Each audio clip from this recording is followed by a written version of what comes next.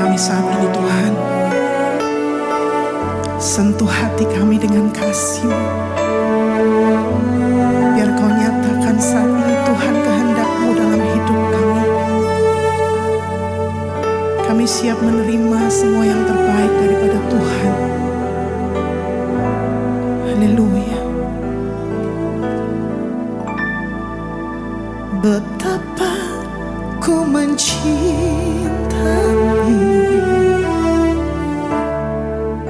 segala yang telah terjadi. Tak pernah sendiri jalani hidup ini, selalu menyertai.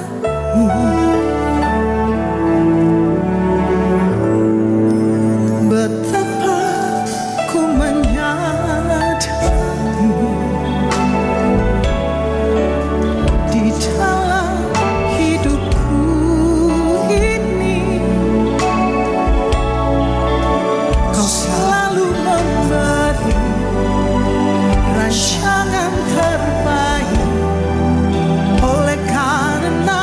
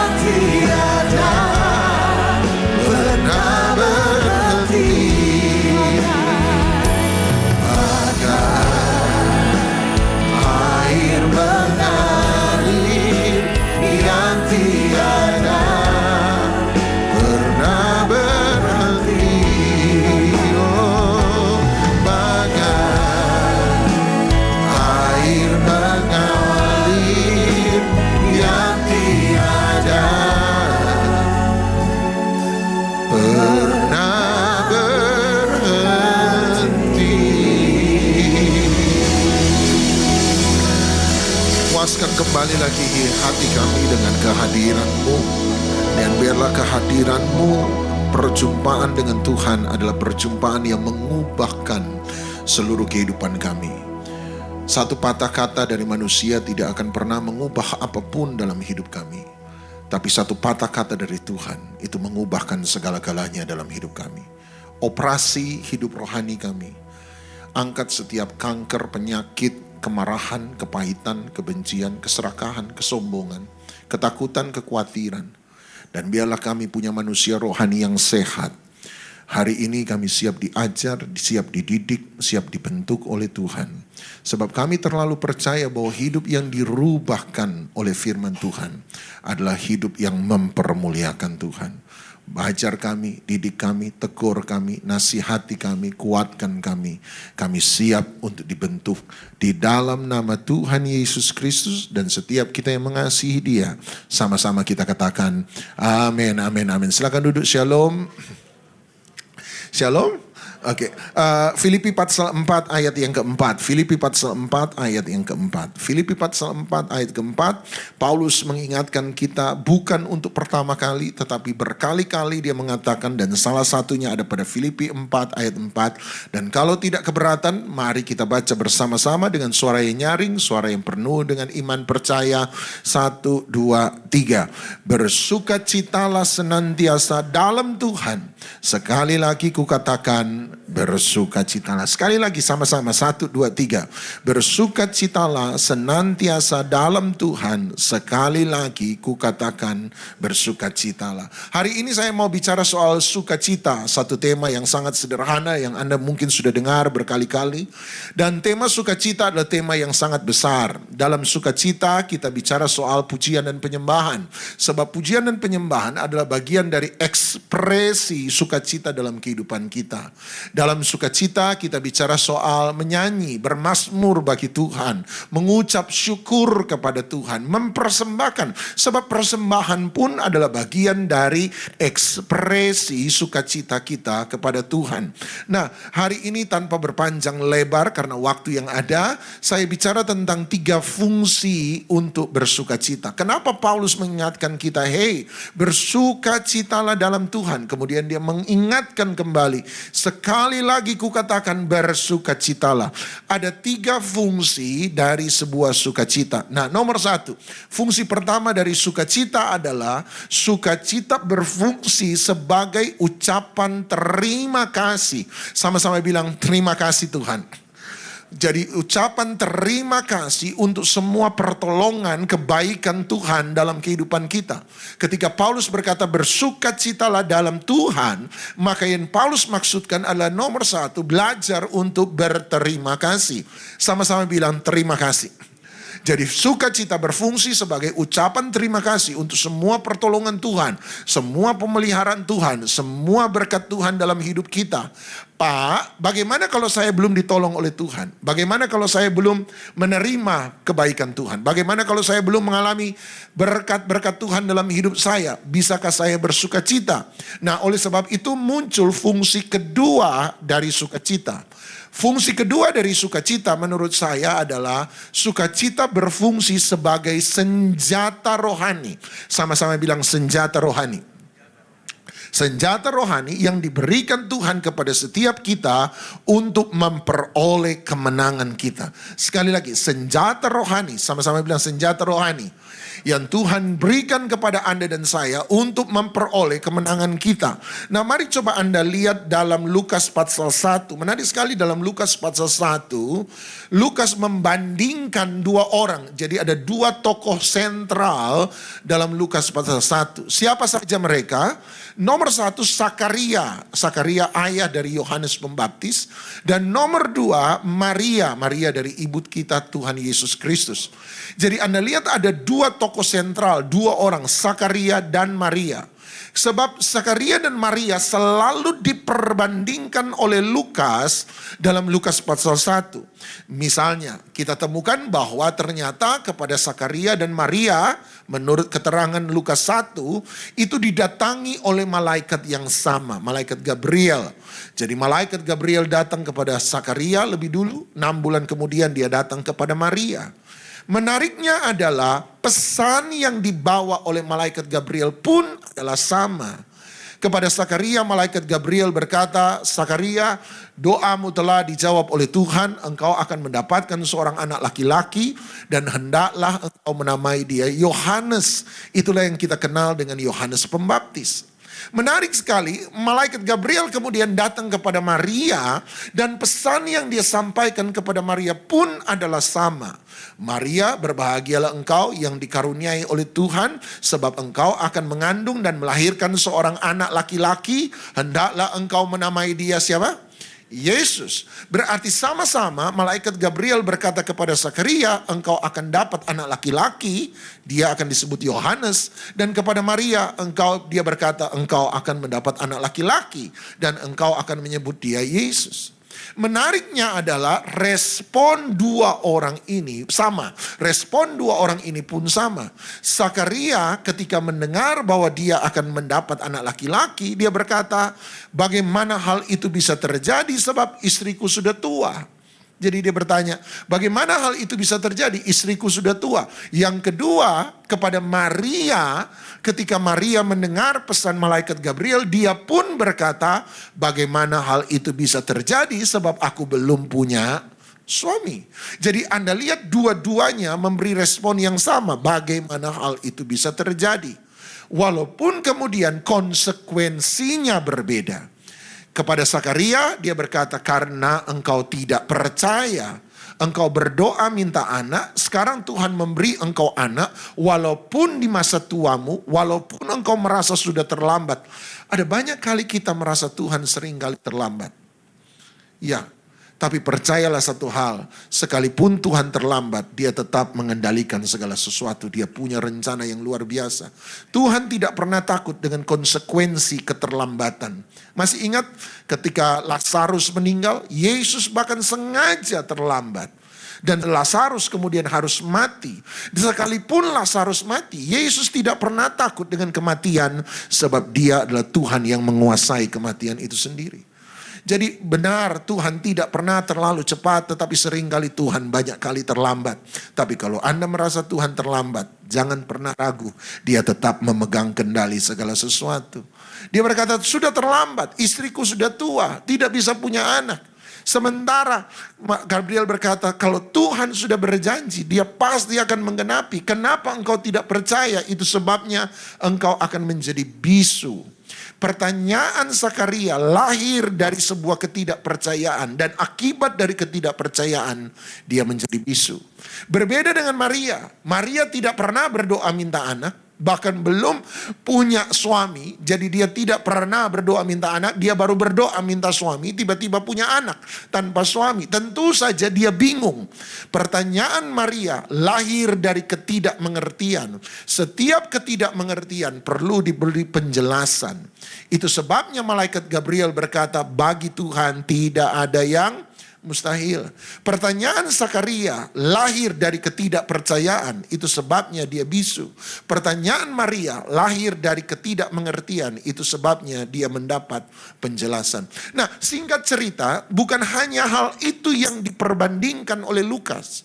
Kalau Anda lihat Lukas 1 ayat 46, Anda akan menemukan perikop di sana yang menulis nyanyian pujian Maria. Jadi dia membandingkan hal kedua, bicara tentang nyanyian pujian Maria.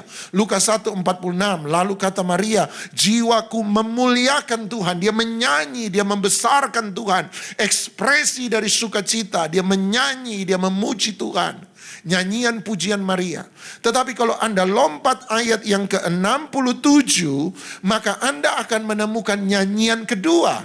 Nyanyian pujian Sakaria. Ayat 67, Sakaria ayahnya penuh dengan Roh Kudus, lalu bernubuat, katanya, terpujilah Tuhan Allah Israel. Berarti dia menyanyinya, ada dua nyanyian dalam Lukas 1. Nyanyian pertama, nyanyian Sakaria. Nyanyian kedua, nyanyian Maria. Nah, pertanyaan saya, apa beda nyanyian Sakaria dan nyanyian Maria? Ini pendapat saya. Nyanyian Sakaria adalah nyanyian yang dinyanyikan ketika semua masalah sudah selesai. Nyanyian Zakaria adalah nyanyian yang dinyanyikan Zakaria ketika semua janji Tuhan sudah digenapi. Yohanes lahir, ketika bisunya disembuhkan, ketika mujizat sudah terjadi, ketika berkat Tuhan sudah dilimpahkan.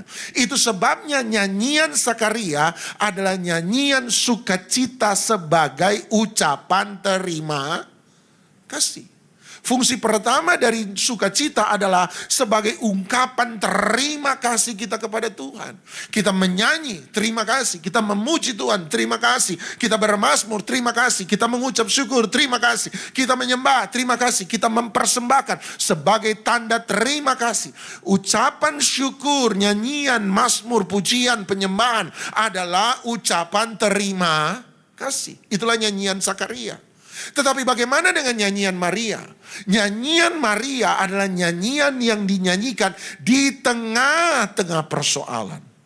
Nyanyian yang dinyanyikan di tengah-tengah masalah. Berkat Tuhan belum datang, janji Tuhan belum digenapi. Maria belum punya kepastian apakah Yusuf akan menerima dia atau membuang dia. Maria tidak mengerti apakah dia akan dirajam dengan batu atau tidak. Dia belum memahami, tetapi di tengah-tengah masalah dia menyanyi, dia memuji Tuhan, dia tetap bersukacita sebagai senjata rohani. Sama-sama bilang senjata yang Tuhan berikan kepada setiap kita untuk memperoleh apa? Kemenangan Anda dan saya. Anda lihat ketika saya masih punya masalah, berkat Tuhan belum ada, saya tetap bisa memuji Tuhan sebab pujian, penyembahan, sukacita, doa, ucapan syukur akan menjadi senjata bagi saya untuk mengalahkan ketakutan dalam hidup saya. Pujian, penyembahan, sukacita adalah senjata untuk mengalahkan kekhawatiran, keputusasaan, kekhawatiran, ketakutan, kebimbangan, keraguan-raguan. Semua hal yang buruk dalam hidup Anda dan saya. Waktu Anda sulit untuk percaya, saran saya sebagai pendeta, puji Tuhan, sembah Tuhan. Bawa dalam doa, mengucap syukur. Walaupun kita belum lihat itu terjadi. Kalau Anda sulit untuk mengampuni, saran saya sebagai pendeta adalah sembah Tuhan, puji Tuhan, nyanyikan nyanyian pengampunan. Bawa kepada Tuhan satu pujian ucapan syukur walaupun Anda belum bisa mengampuni. Sebab dalam situ Anda belajar itu akan menjadi senjata mengalahkan segala sesuatu yang salah dalam hidup rohani kita. Bahkan kita belajar bahwa tembok Yeriko runtuh karena orang Israel bersorak-sorai. Sebab sorak-sorai, pujian, penyembahan, sukacita adalah senjata untuk menikmati kemenangan dalam hidup Anda dan saya. Paulus dan Silas penjara digoncangkan. Kenapa? Sebab di tengah-tengah malam selesai dipukul, selesai didera, selesai disiksa tengah malam. Orang lain punya alasan untuk mengeluh, tetapi mereka memuji Tuhan di tengah malam. Hari ini kita perlu belajar pujian penyembahan di tengah malam. Di tengah-tengah kesulitan, di tengah-tengah badai, belajar untuk memuji Tuhan dan penjara-penjara hari itu digoncangkan. Sebab senjata rohani yang Tuhan berikan bagi Anda dan saya untuk memperoleh kemenangan. Makanya Alkitab berkata sederhana kepada kita. Amsal 17 ayat 22. Ayat terkenal, hati yang gembira adalah obat. Seperti obat hati yang senang. Dia obat, dia bukan hanya penenang, dia bukan hanya penahan sakit, dia jadi apa Bapak Ibu?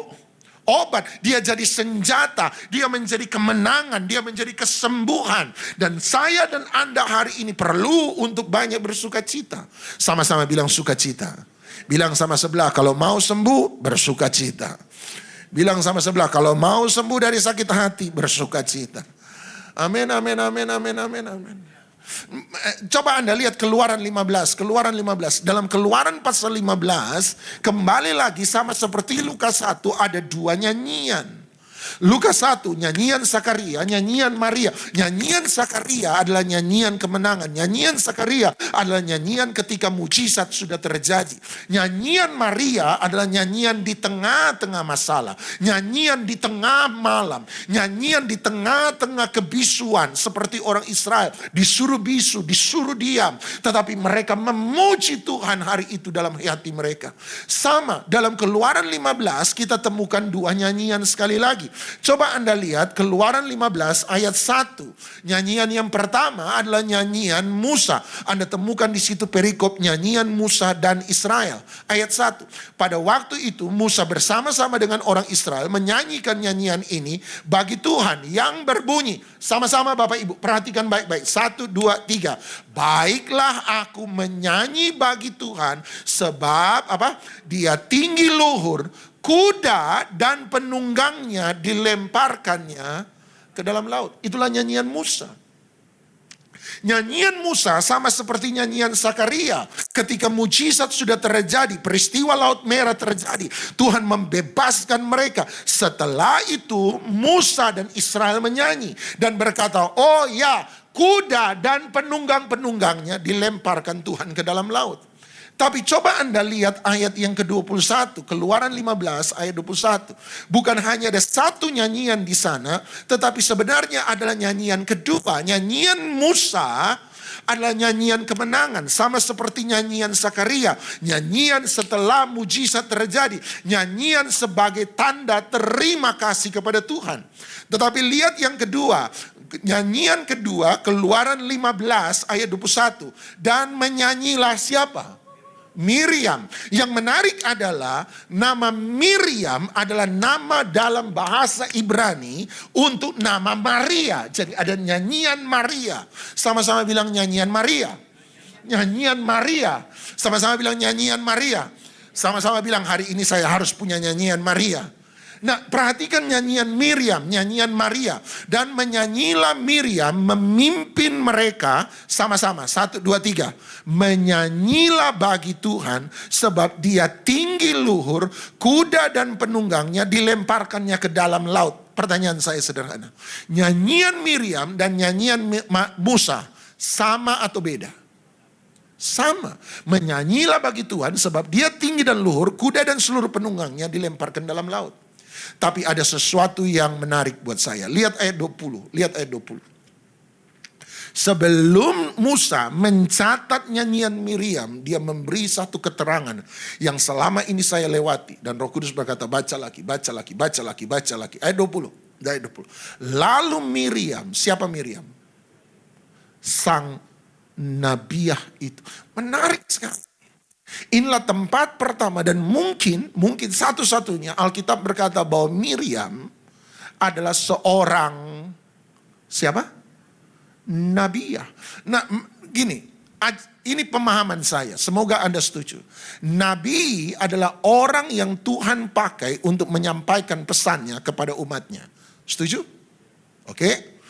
Dan salah satu pelayanan yang unik dari Nabi adalah Nabi menyampaikan peristiwa yang akan terjadi di masa depan.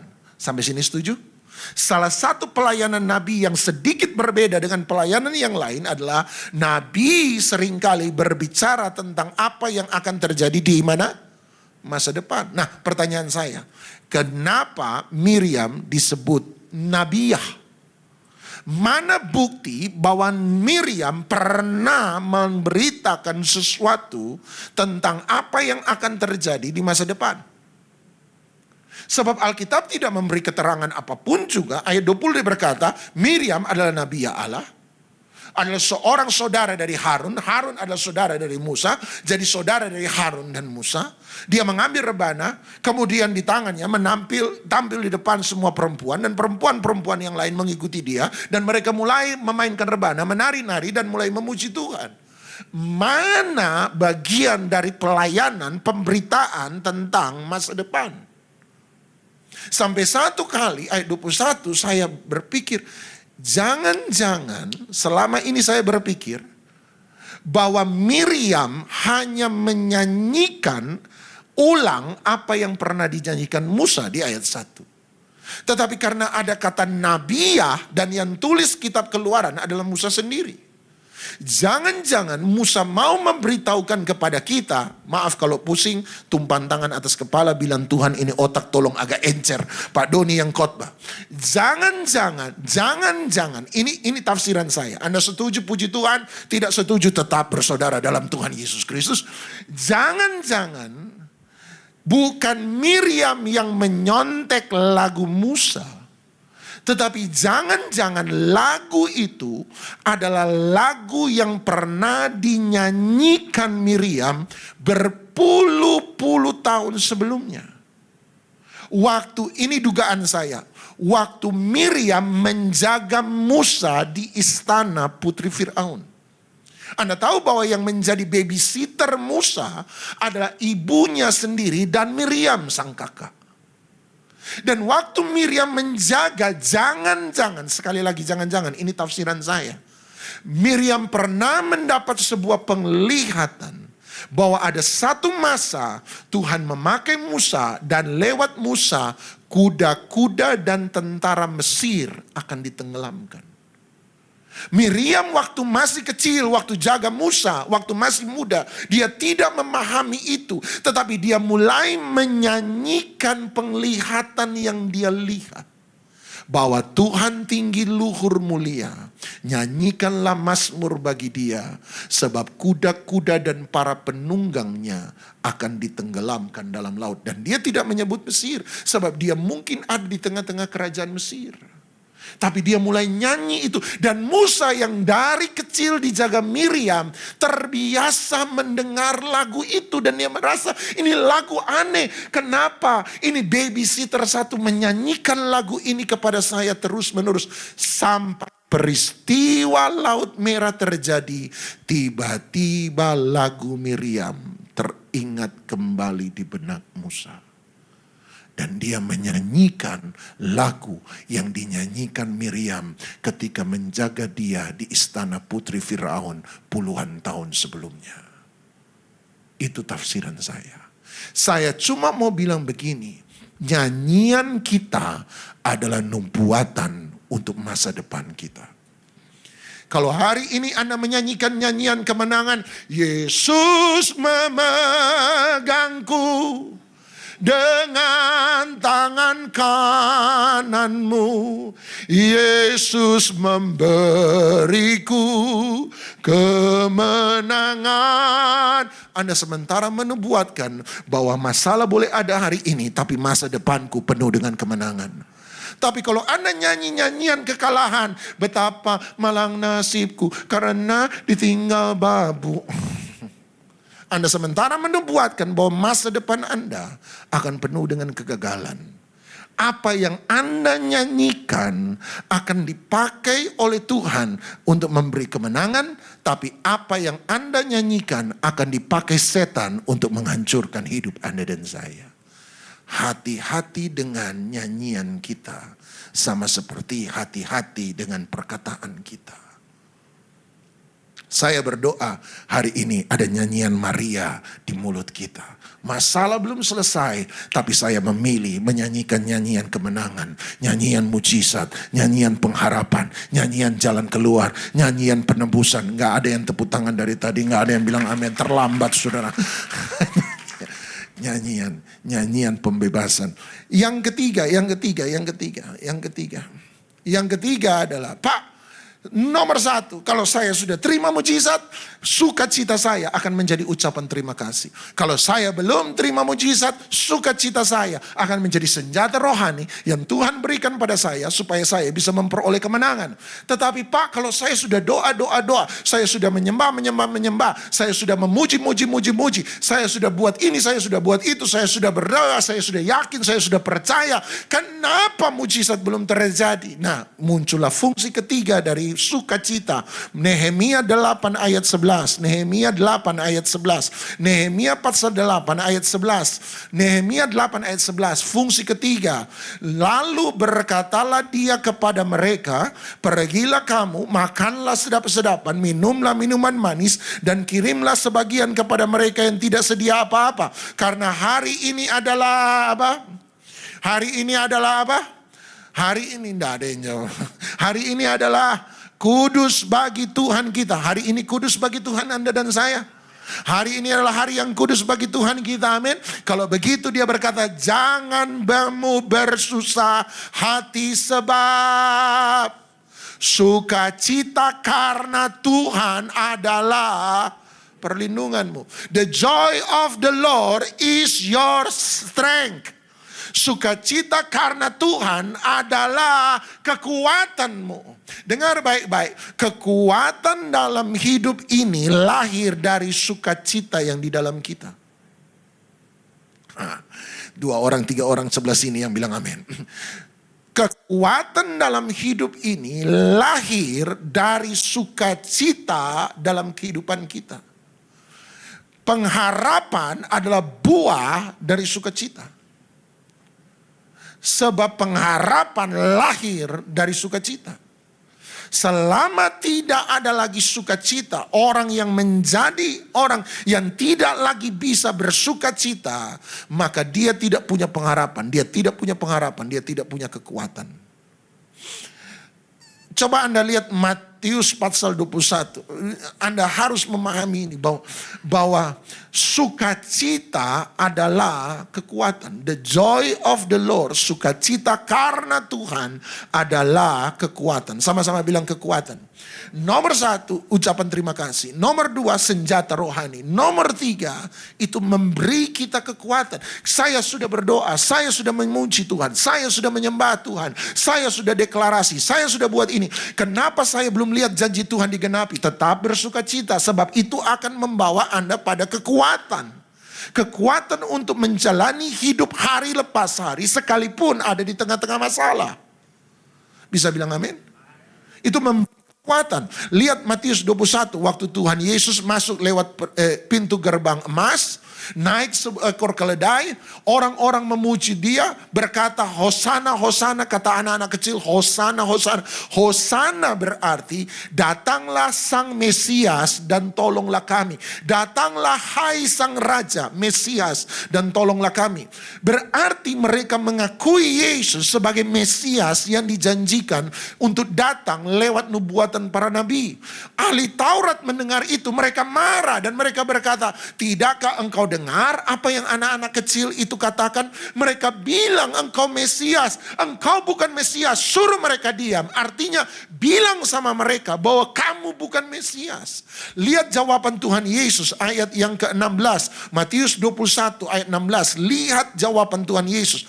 Lalu mereka berkata kepadanya, engkau dengar apa yang dikatakan anak-anak ini? Kata Yesus kepada mereka, sama-sama perhatikan. Aku dengar. Belum pernahkah kamu baca? Belum pernahkah kamu baca? Berarti ada ayat di perjanjian lama di mana berkata, dari mulut bayi-bayi dan anak-anak yang menyusu engkau telah menyediakan apa? Puji-pujian. Dia berkata, pernahkah kamu baca? Belum pernahkah kamu baca? Nanti kita lihat sebentar. Ada di ayat perjanjian lama. Berarti kamu harus tahu ini. Bahwa Alkitab pernah berkata, perjanjian lama, di mulut bayi-bayi dan anak-anak yang menyusu, engkau telah memberi apa? Puji-pujian. Nah, mana ayatnya? Mazmur 8 ayat 3. Mazmur 8 ayat 3. Mazmur 8 ayat 3. Ini ayatnya. Dia berkata, pernahkah kamu baca? Dan mana bacaannya? Lihat Mazmur 8 ayat 3. Mazmur 8 ayat 3. Sama-sama. 1, 2, 3. Dari mulut bayi-bayi dan anak-anak yang menyusu telah kau letakkan dasar kekuatan karena lawanmu untuk membungkam musuh dan pendendam. Dia berkata di mulut bayi-bayi, Mazmur 8 ayat 3, dan anak-anak yang menyusu engkau telah meletakkan apa Bapak Ibu? Tunggu dulu. Matius 21 ayat 16. Tuhan Yesus berkata, di mulut bayi-bayi, kata Tuhan Yesus, dan anak-anak menyusu, engkau meletakkan apa? Puji-pujian. Padahal menurut Mazmur 8 ayat 2, yang diletakkan di mulut bayi-bayi dan anak-anak menyusu bukan puji-pujian, melainkan apa? Kalau begitu, puji-pujian sama dengan dasar kekuatan.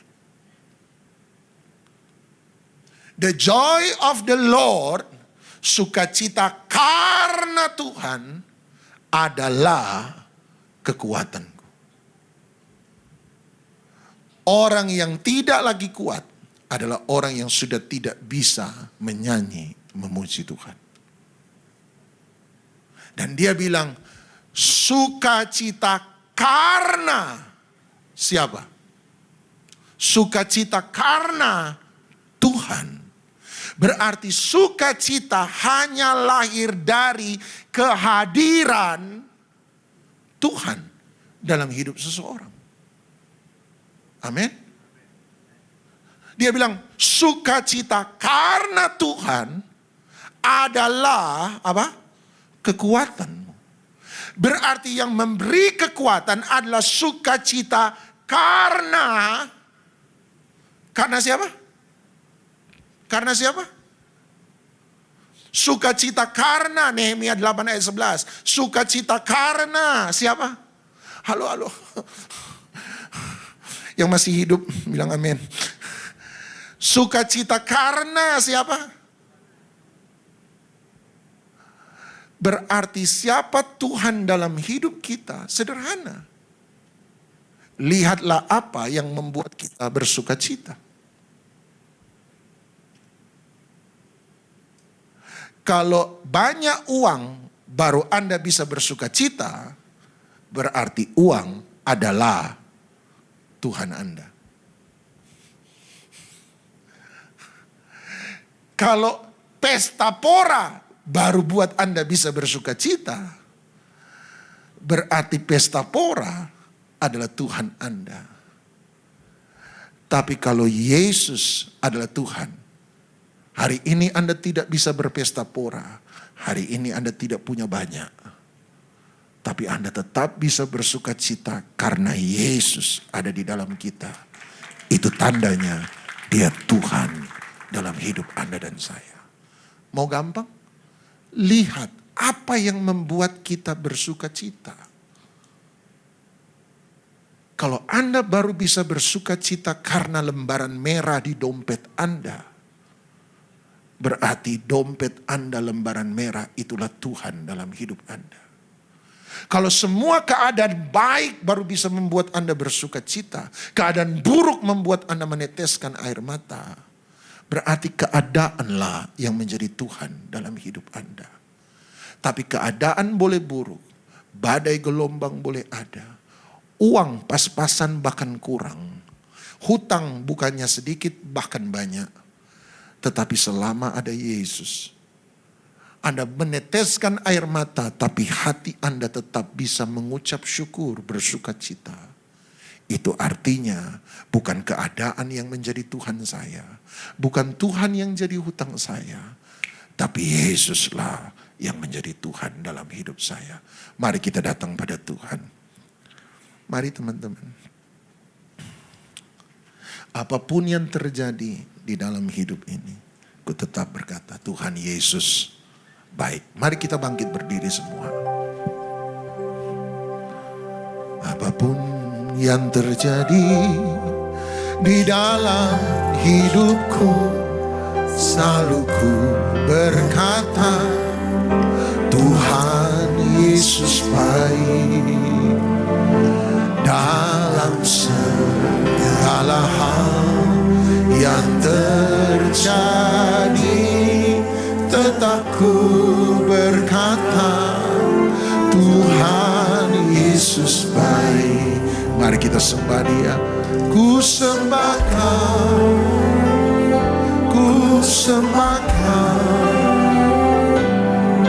Tak dapat ku membalas kasih-Mu. Ku sembah Kau, ku sembah Kau Bapa. Ku rindu selalu menyenangkan. Ku sembah Kau, ku sembah Kau, ku sembah Kau. Hari ini Anda mungkin mengalami badai yang besar. Hari ini Anda juga boleh mengalami penjara-penjara dalam kehidupan. Hari ini menjadi hari tengah malam bagi Anda dan saya.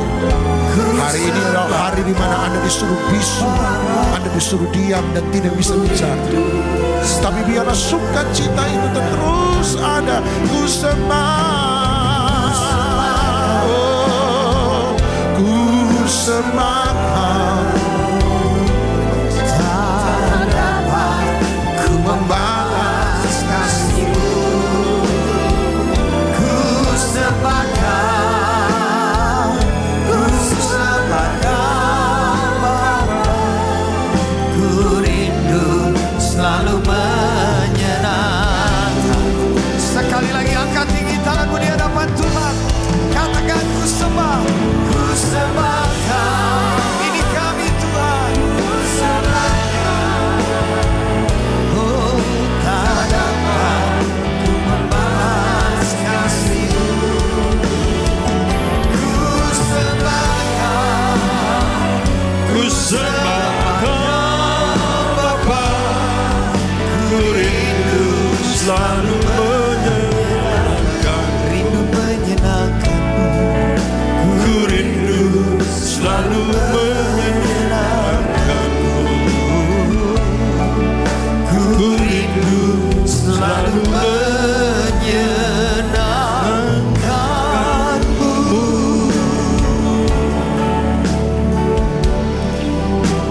Inilah ibadah kami, Tuhan. Kami sudah memuji-Mu, menyembah-Mu. Kami memberikan telinga dan hati kami untuk firman-Mu dan tekad untuk meresponinya. Demikian kami siap juga menerima berkat-berkat-Mu. Namun sebelumnya kami berdoa untuk gereja-gereja yang ada di seluruh dunia. Bagi para hamba Tuhan sampai kepada semua jemaatnya. Kiranya Tuhan memberkati mereka semuanya. Supaya mereka menjadi berkat dan berdampak. Sehingga gereja di seluruh dunia dipenuhi oleh jemaat yang mencari Tuhan dengan tulus dan takut akan Tuhan. Buat semua hamba Tuhan dan gereja bersatu, rukun dan tidak terpecah-pecah. Supaya dunia percaya Yesus adalah Tuhan bagi kemuliaan Allah Bapa di surga. Demikian juga untuk gereja di mana kami Engkau percayakan untuk mengembalakannya, yaitu gereja Blessing in the Spirit. Tuhan, kami juga berdoa untuk persembahan dari jemaat dan umat-Mu.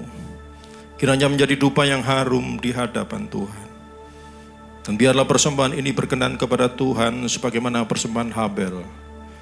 Tuhan, berikan kemurahan-Mu. Balaslah kebaikan dan kerelaan hati jemaat-Mu. Jaga dan lindungi mereka, pelihara mereka, beserta keluarga, pekerjaan, dan kesehatannya. Mari saudara dekapkan tangan di dada. Yakinilah berkat Tuhan itu turun dengan saudara. Namun gereja mengingatkan sekali lagi dikala berkat itu turun kepada saudara. Jagalah hatimu dengan segala kewaspadaan. Karena dari sanalah terpancar kehidupan. Jemaat yang dikasihi Tuhan, pulanglah. Jadilah berkat.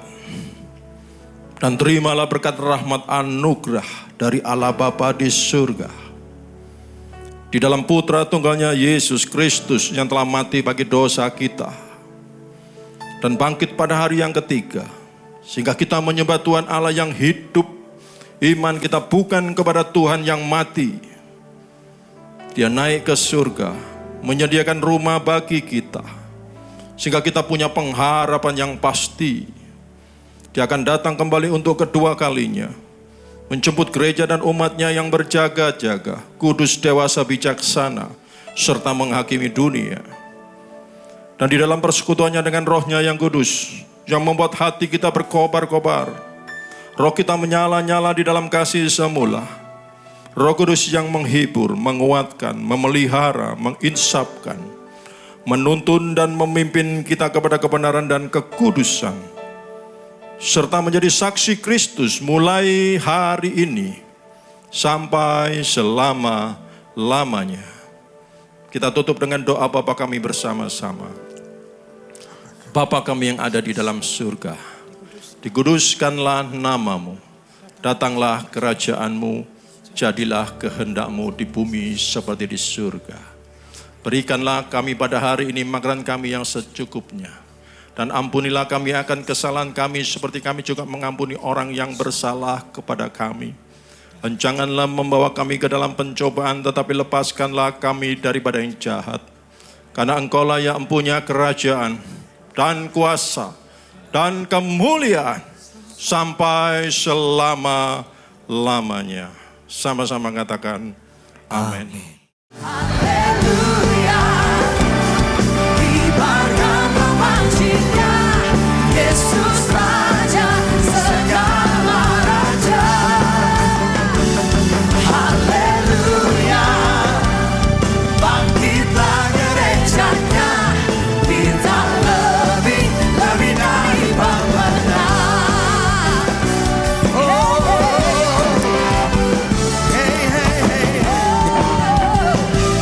Wahai umat yang lebih dari pemenang, angkat suaramu katakan, lebih dari pemenang dalam segala perkara. Ini sekali